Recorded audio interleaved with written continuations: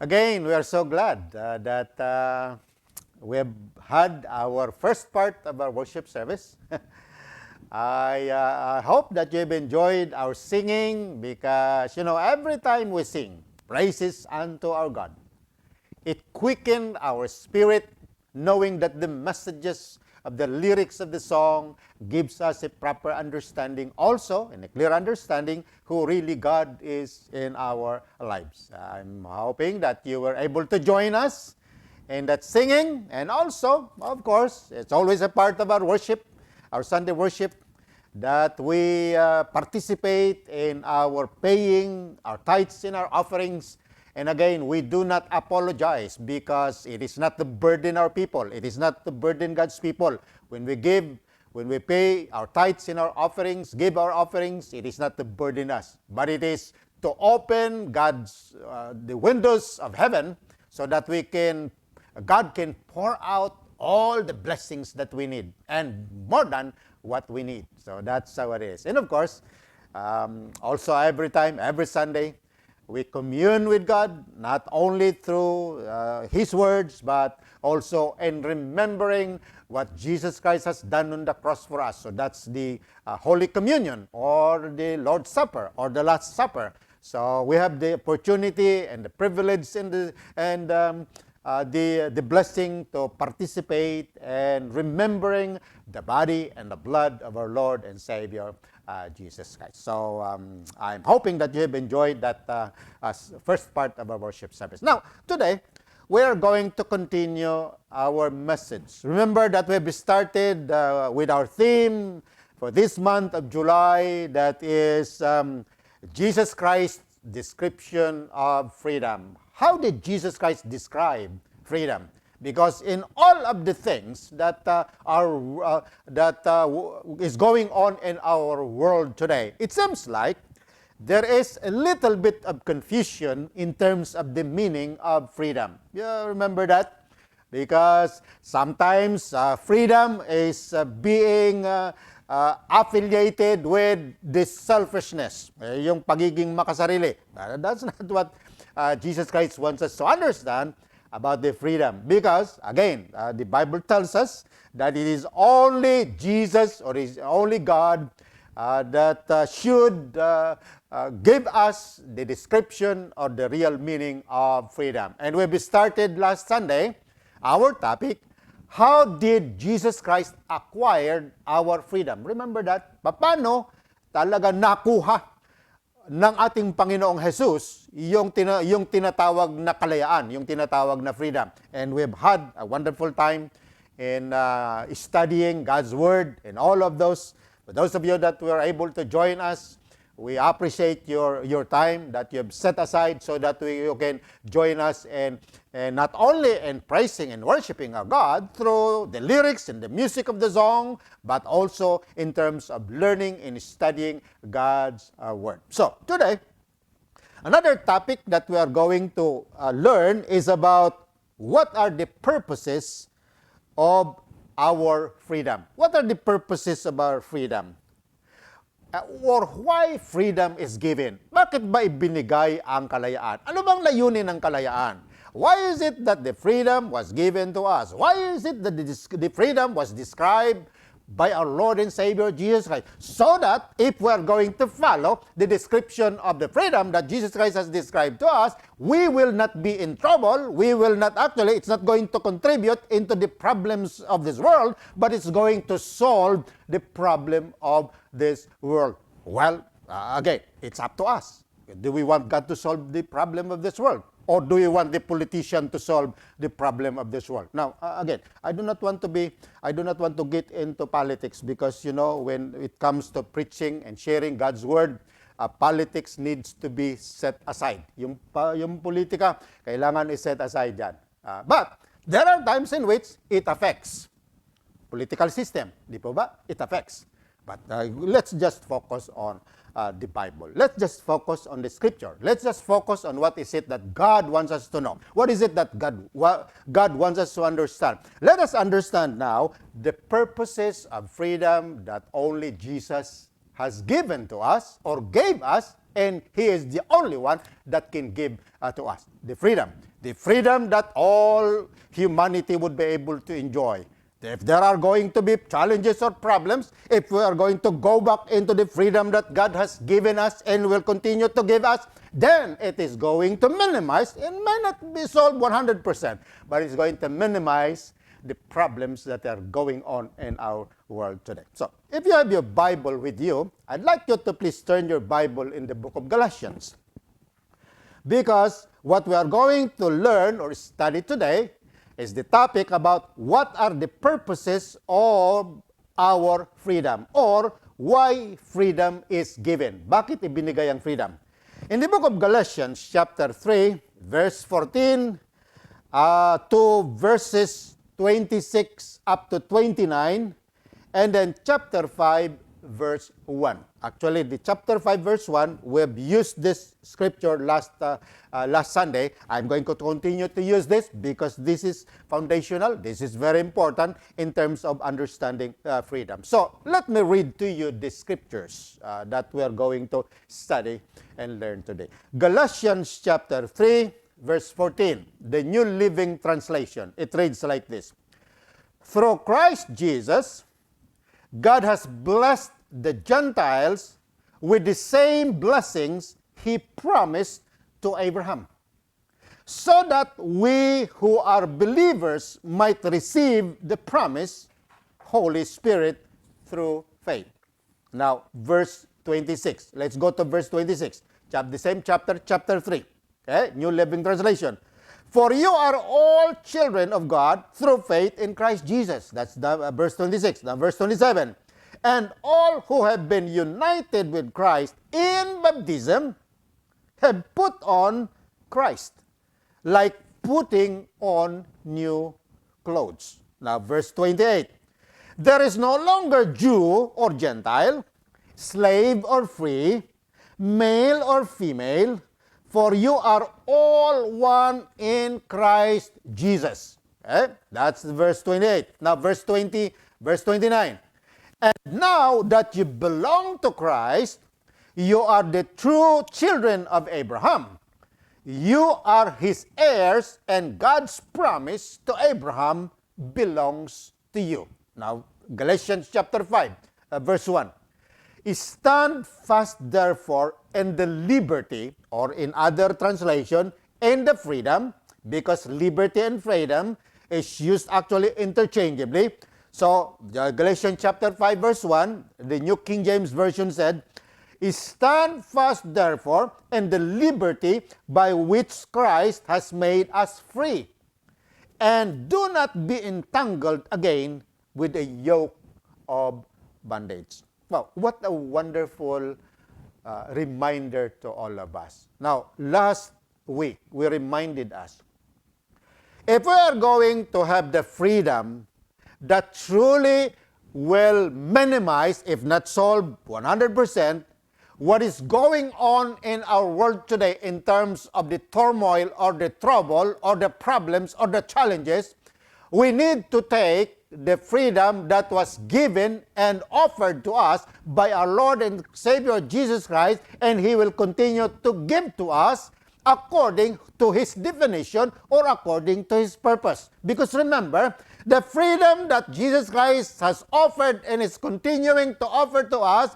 is going to respect diversity, and in spite of our diversity, we are going to have unity, we are going to have cooperation, we are going to work towards the same purpose and the same goal, and not hurting each other, but making each other actually happy and joyful. That's the kind of freedom that Jesus Christ wants us to live. It is not the freedom that only a certain sector of the community or of the society is going actually to be blessed or is going to benefit. No, that's not the kind of freedom that Jesus Christ wants us to have. Supposed to be all humanity. It doesn't matter what kind of race you belong. Black, white, yellow, it doesn't matter. Meaning Asian, including Asian, Europeans, Americans, Canadians, it doesn't matter. If the freedom that we want to live and we are living is the freedom that Jesus Christ has offered and is continuing to offer to us, we are going to be living in a wonderful world. Alam nyo ba? Kapag yung kalayaan na inoffer ni Jesucristo, ng ating Panginoong Jesucristo, ang siyang ipapamuhay natin, we are going to live in this wonderful world. Napakagandang sanglibutan o kaya'y mundo ang ating pamumuhayan. Mabubuhay tayo sa magandang mundo. Now, remember that the Bible was telling us, okay, if you belong to Christ, there is no more Jew, there is no more Gentiles, there is no more slave, there is no more free. That's what the Bible tells us. So, everyone will have the opportunity of what? Co-equal with each other. Walang mataas, walang mababa, walang tinatawag special kind of race or special kind of people. Everybody will be one in our Lord and Savior, Jesus Christ. Now, that's the kind of freedom that Jesus Christ wants us to live, because that's what He said. Stand fast, therefore, in the liberty by which Christ has made us free. Remember, the only freedom that's going actually to last for a long period of time, as a matter of fact, it's going to last for eternity, is what kind of freedom? Is the freedom that Jesus Christ has given to us. Outside Jesus Christ's freedom, that's not really freedom. Alam niyo po ba? Yung sa labas ng kalayaan na ibinibigay sa atin ng Panginoong Jesucristo, hindi po yun kalayaan. Hindi yun kalayaan. Okay. So, you are placed in God's family.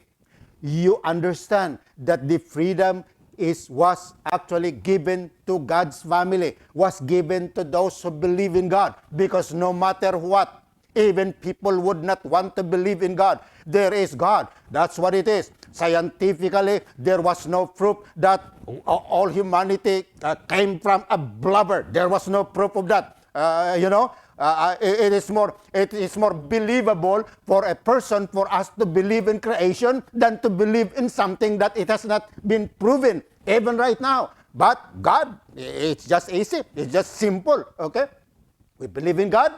And because we believe in God, we believe in creation. God created all humanity, and the purpose of God in creating all humanity so that we can live the purpose of our God in living as a human being. Para may pamuhay natin ang layunin ng Diyos doon sa pagiging nilalang natin bilang Kanyang mga tao. Yun ang purpose na. So, the Bible tells us, we are called, for those of us, the Bible tells us, okay, that we are baptized. We now belong to the what? To the heirs of Abraham. Okay? We belong to the children of Abraham. And if we belong to the children of Abraham, that's what the Bible was telling us, then there is no more Jew, there is no more Greek, there is no more slave, there is no more free. All are one in our Lord and Savior, Jesus Christ. So, when God's spiritual family was established, there were specific purposes. Nung itayo ng Diyos ang kanyang spiritual na pamilya, ano yung spiritual niyang pamilya sa ngayon, at presently? What is God's spiritual family? The church. Because remember, the church is not a building. The church are those people who were called from darkness unto light. Meaning, from the life of the worldly into the life of our Lord and Savior Jesus Christ. That's the church. It is not the building. That's why, even if we have this kind of issue, with pandemic, it's not quarantine the church. The church is not going to be stopped. The church is going to continue to praise. It's that church is going to continue to worship, because this church is not a building. We are the church. If you belong to God's people, you belong to the church. It's not the building that you go to.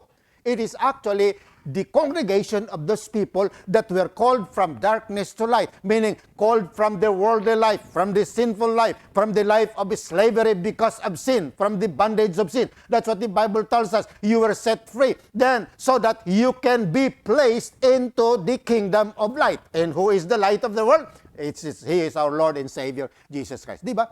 Siya ang ilaw ng sanglibutan. Sino siya? Siya ang ating Panginoong Jesucristo. So, when God placed you in His church, and His people, and His kingdom, God has a purpose for you. You were given freedom. Now, these purposes are for His glory and expansion of His church. Yung layunin na ito, para sa kalwalhatian ng Diyos at para sa paglago ng kanyang iglesia. Remember, the church is not a building. The church are those people that were called from darkness to light. That's what it is. Well, in our situation, for the glory of Jesus Christ and for the expansion of the Peace International Christian Church. Yung church na itinayo ng Panginoon. Where did Jesus Christ founded the first church? That's in Jerusalem, right? That was on the day of Pentecost, but that's another topic that we are going to discuss. So, what are the purposes? What are the purposes of freedom? Why was Jesus Christ gave you freedom? Or why did Jesus give you freedom? Bakit kanya binigyan ng kalayaan? Number one purpose, the first purpose of freedom in the disciples' life. Doon sa buhay ng kanyang mga alagad is to be a channel of God's hope. Para maging paraan ka ng pag-asa ng ibinibigay sa atin ng Diyos. Ng pag-asa na pangako sa atin ng Diyos. Well, we should not lose hope as God's people. No matter what the world is going on in our world today. Kahit ano man ang nangyayari sa sanglibutan. No matter what is going on in your family. For example, individual family. Okay? No matter what is going on in your community. Or in your family clan. Yung halimbawa, doon sa lahi ng inyong pamilya. Kahit ano man yan, no matter what it is, what's going on. Maybe you are experiencing problems. Maybe you are experiencing challenges. Maybe there are a lot of things, negative things that is going on. Or I'm hoping that there's just a few. But no matter what is going on in our life today, in our family clan, in our relatives, in the circle of our relatives, in the circle of our friends, and in our community, for example, of what is it that is going on in our world today. No matter what it is, let us be reminded, there is always hope for the better. Lagi na mayroong pag-asa yan. The only people that will not continue to have hope are those people that are already dead. Yung mga tao na hindi makakapagpatuloy doon sa pag-asa ay sila yung mga taong 6 feet under the ground. Okay? Or, in some situation, in the crowded places, maybe 6 feet over the ground. Yung mga apartment na. You know, those are the places. They call it apartment of the bodies, of the dead bodies. Okay? Or those people that are 6 feet under the ground. That's what it is. Those are the people that cannot continue to have hope. But because we are still alive, kasi buhay pa tayo kailangan magkaroon tayo ng pag-asa. And if you belong to God's people, the purpose of freedom to you is to be a channel of God's hope.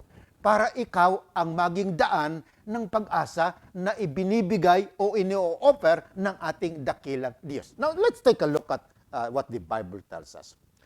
In the book of Romans, chapter 15, verse 13, this is the New Living Translation. Okay? In the book of Romans, let me remind us. Okay? Again, the first purpose is so that you can be a channel of God's hope. That's the purpose of your freedom in your life. Okay? I pray that God, the source of hope, okay?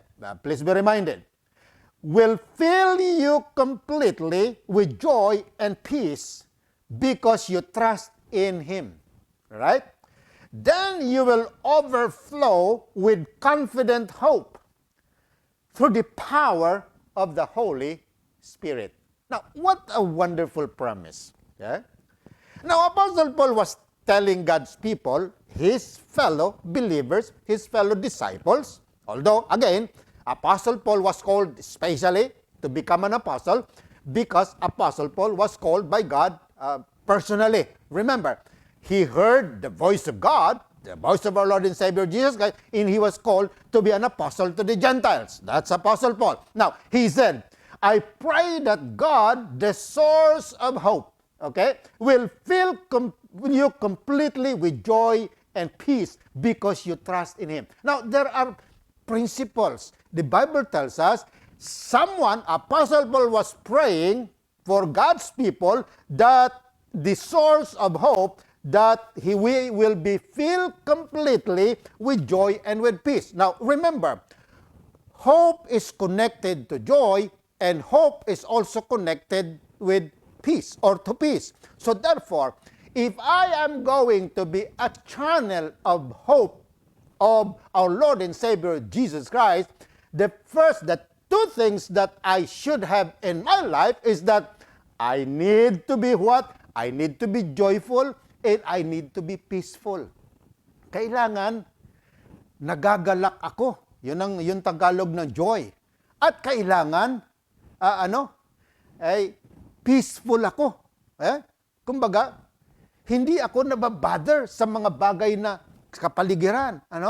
Meron akong kapayapaan. Dapat mapayapa ako, may kapayapaan ako, at dapat may kagalakan ako so that I can be a channel of God's hope to my fellow human being. Especially, for example, to my fellow believers, because this is what the Bible. Then you will overflow with confident hope through the power of the Holy Spirit. So therefore, if my attitude is being joyful, if my attitude is being peaceful, the Bible tells me I am going to overflow with confident hope.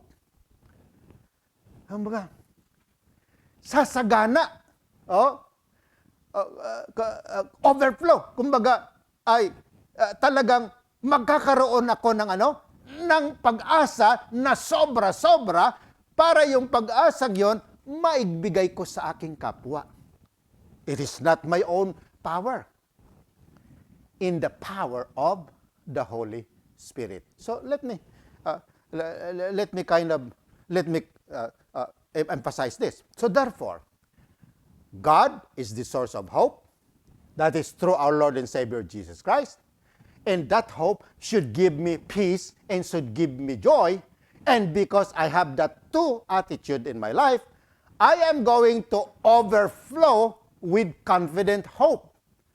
It is not my own power, it is not my own ability that I can give it to someone, I can be a channel of hope to someone, but it is through the Holy Spirit. So, Jesus Christ, our God, through Jesus Christ is the one that gives us hope. Now, it is being implemented in the presence and the power of the Holy Spirit. So, what does it mean to us? Again, hope cannot be given to us by politicians. Hindi yun may bibigay talaga sa atin. Although, we can be inspired by them. I've been inspired by some of the politicians, by some of the world leaders. I am inspired. But in terms of experiencing the kind of hope that I want in my life, it is only through my God, and if I have that hope, then I can be also a channel of hope to my fellow human beings. So that's number one. That's number one purpose. To be a channel of hope, of God's hope. Number two, the second purpose of freedom in the disciples' life is to be a channel of God's blessings. Now, this is what God wants us to understand. To be a channel of God's blessings, The other translation of blessing, it's not only the material things. It's not only the provisions, okay? Because again, you can live a life that is working very hard, that is making a livelihood, but you can never make a life. Pwede tayo maghanap buhay, di ba? I think I reminded you about that. pwede kang maghanap buhay. And mind you, those people that are working hard, they have more money, they can accumulate a lot of material things. But it does not necessarily mean that because they have this good livelihood in their life, then they would have life. Because those are two different things. Livelihood, yung hanap buhay, yung ating material na bagay, hindi yon ibig sabihin meron tayong buhay. Because life can only be given to us by our Lord God and Savior, Jesus Christ. Siya lang ang magbibigay doon. So, meaning, God wants us, the freedom that we have, so that we can be a channel of God's blessings. Now, here is the origin of how God wants us to be blessed. Hindi lang yung material na bagay. Now, in the book of Genesis chapter 12, here is what the Bible tells us. Okay? Remember that the promise, as we've read in Galatians chapter 3, the promise of God, first of all, to be blessed was promised to Abraham and his seed, or in his children. Now, if you belong to Christ, all of the promises of God to Abraham will be yours. Lahat din ng pangako ng Diyos kay Abraham, sa iyong lahat yon.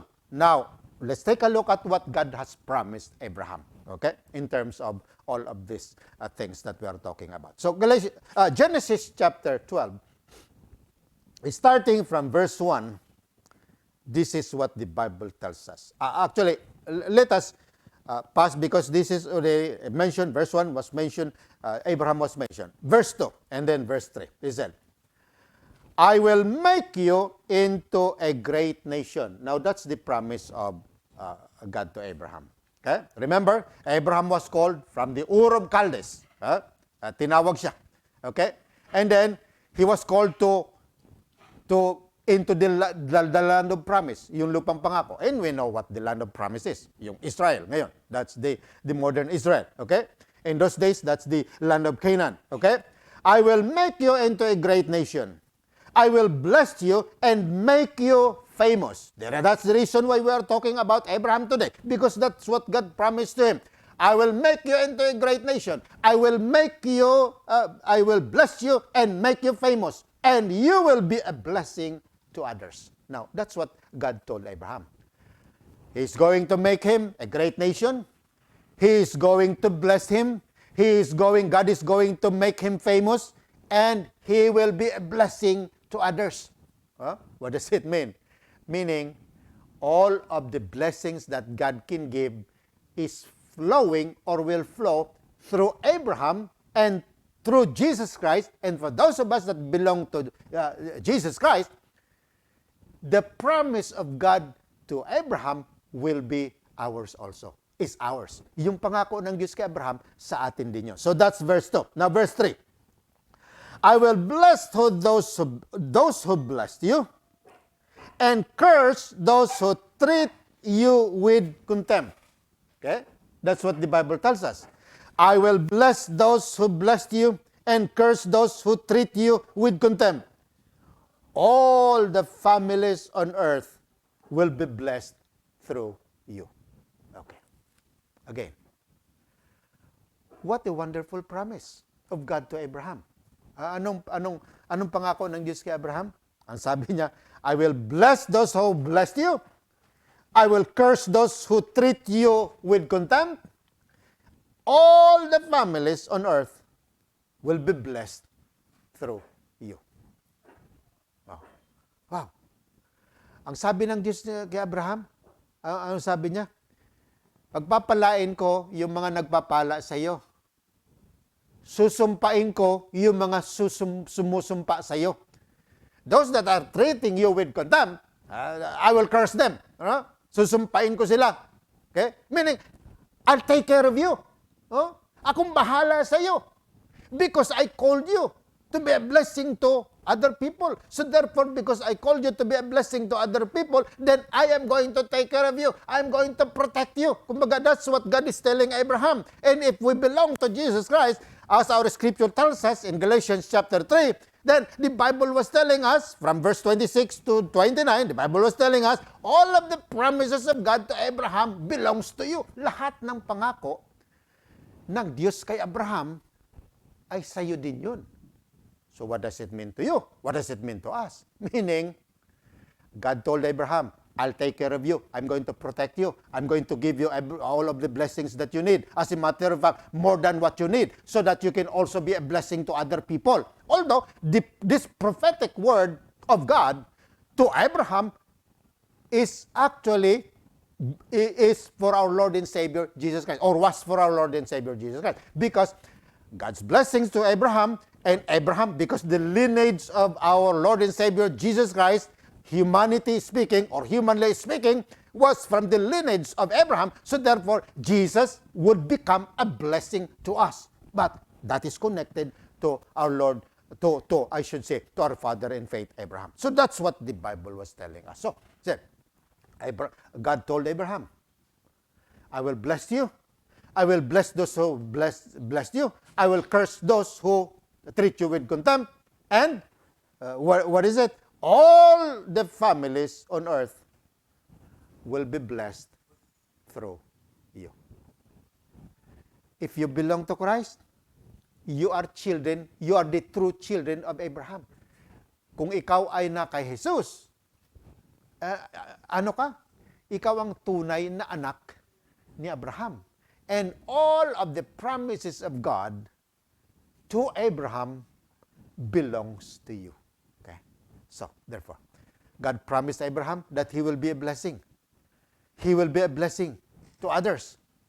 And you are given, or were given freedom by Jesus, so that you can also be a blessing to other people. You can be a channel of blessing to other people. Meaning, you can be used by our mighty God, so that these people would also understand that if they would accept and receive Jesus Christ as their personal Lord, God, and Savior, they will not be in want.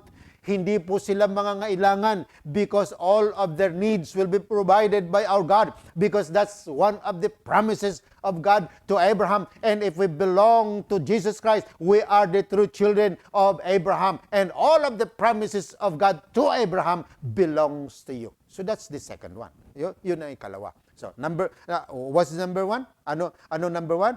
That you were given freedom so that you can be a channel of hope. Remember, God's hope. Then number two, you were given freedom so that you can be a channel of God's blessing. You can be a channel of God's blessing. Then number three.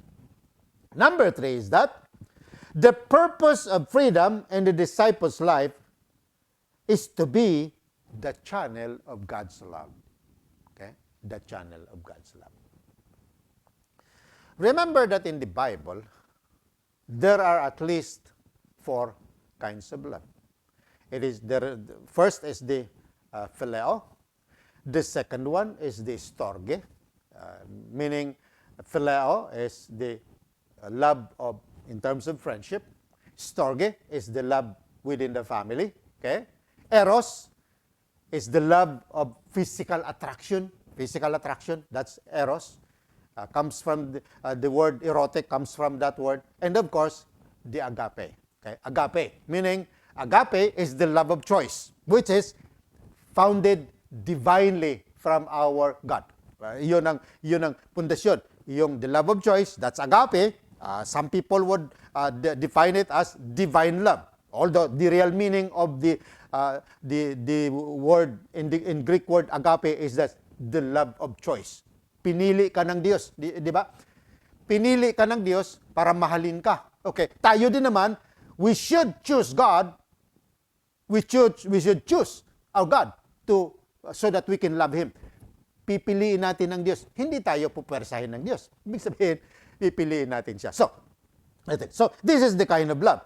That the purpose of freedom in the disciples' life is to be the channel of God's love. So this is to be the channel of the love agape.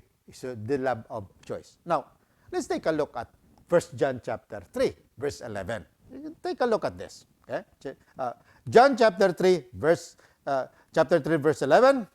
And then we'll go to verse 14 and 15 and 16. Let us read 1 John chapter 3, verse 11.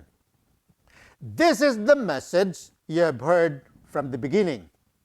We should love one another. So, from the beginning, it is the command for all people. Remember, one of the, the greatest commandment, that's we have studied that in the book of Deuteronomy, chapter 6, is to love God above all and love your neighbor as you love yourself. So, from the beginning, he said, we should love one another. That's verse 11. And then verse 14, the same chapter, 1 John chapter 3. If you love our Christian brothers and sisters, okay, it proves that we have passed from death to life, right? But a person who has no love is still dead, meaning spiritually dead. Meaning, because, do you know the meaning of the word death? Alam nyo ba kung anong ibig sabihin ng salita and yung position or situation or status na kamatayan? Alam nyo ba? Death means separation. When my soul, spirit separates from my body, patay ako. Now, spiritual death means, if I will be separated to Him that is the author of life, then I will be spiritually dead. No matter what. Even if I'm still alive physically. The Bible was telling us, if we love our Christian brothers and sisters, it proves that we have passed from death to life. But a person who has no love is still dead. Meaning, if I do not know how to love, that is the love agape, okay? Yung the love of choice. That is the love that was given to us by our Father God, that He sent His only begotten Son. For God so loved the world. That's the kind of love. Because God chose to send His only begotten Son to us. That's what the Bible tells us. And because of that, that's what the Bible tells us, He sent His only begotten Son to us. And because He sent His only begotten Son to us, He chose us to be loved. Now, that's what the Bible was telling us. So therefore, a person who has no love is still dead. Now, chapter 3, the same chapter, verse 15. Anyone who hates another brother or sister is really a murderer. Okay? At heart. And you know that murderers don't have eternal life within them. Now, verse 16, okay? We know that what real love is because Jesus gave up His life for us. So, we also ought to give up our lives for our brothers and sisters. It's sacrificial. Okay? So, who is our model in terms of love? Our model is our Lord and Savior, Jesus Christ. Okay? He gave His life to us. So we are also, meaning we can also sacrifice for the sake of loving our brothers or our sisters in Christ. Now, 1 John chapter 4, verse 7 tells us, Dear friends, let us continue to love one another, for love comes from God. Anyone who loves is a child of God and knows God. Now, and then verse 8, But anyone who does not love does not know God, for God is love. Oh, now here is what the Bible was telling us. Anyone who does not love does not know God. Why? Because for God is love. So, a channel of blessing, okay? A channel of hope. You were given freedom so that you can be a channel of hope. You were given freedom so that you can be a channel of blessing. And you were given freedom so that you can be a channel of God's love. Galatians chapter 5 verse 13 tells us, For you have been called to live in freedom, my brothers and sisters. But don't use your freedom to satisfy your sinful nature. Instead, use your freedom to serve one another in love. So again, outside Jesus, it's not really freedom. If you think that you have freedom outside Jesus Christ, that's not real freedom.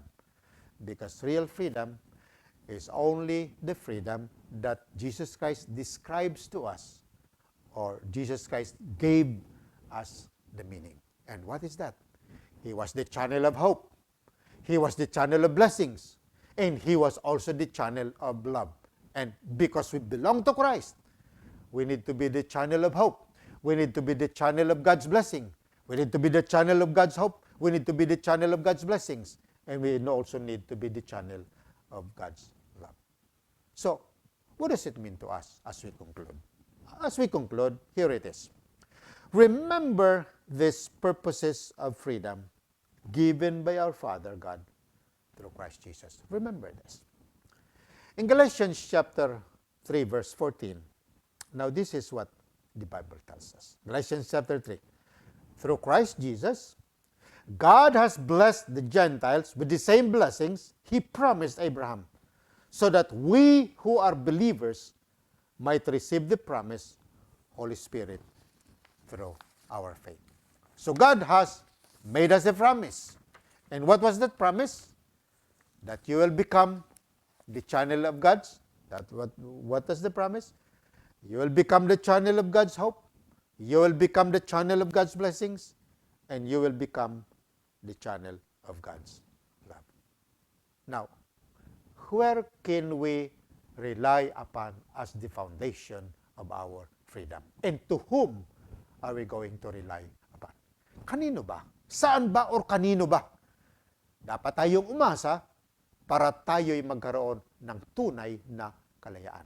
Now, Jesus Christ Himself tells us, in the writings of Apostle John, chapter 8, verse 36, it reads, let us remind ourselves about the real freedom. It says, John chapter 8, verse 36, the New Living Translation, so if the Son, meaning Jesus Christ, sets you free, you are truly free. Now, anong ibig sabihin po nito, mga kapatid? Kung ang anak ay talagang ikaw ay pinalaya, tunay na talagang ikaw ay malaya. Because again, the freedom that Jesus Christ offers to you, it's not the material freedom per se that most people around the world would like to experience. It is the freedom of our minds and freedom of our hearts. Yun ang kalayaan. Na malaya ang puso mo, malaya ang kaisipan mo. So that you can continue to follow what Jesus Christ wants us to live and what Jesus Christ wants us to do. So today, I'm hoping that this truth from the Scriptures has given us the reality and the understanding that truly God has called you to belong or to be a part or to be included in His people, in His family. So He wants you to know the purposes of why He has given you freedom. And what are they, once again?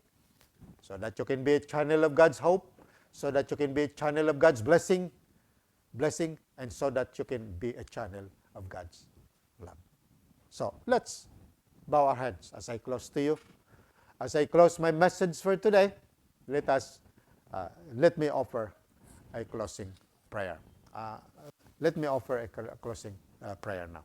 Shall we pray? Let us pray. Let us pray. Our gracious God and our Heavenly Father, our Lord God, thank you. Thank you for the message that we have heard today.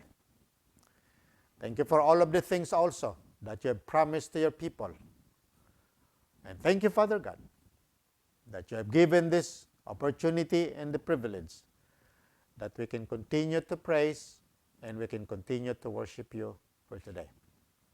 Lord God, once again, I am lifting up unto you all of your people that continue to trust in you, that continue to embrace your promise, that in all still of the things that is going on, especially the negative effect of the COVID-19, as your people, you have promised us that you will protect us, you will bless us. Please continue to increase our faith.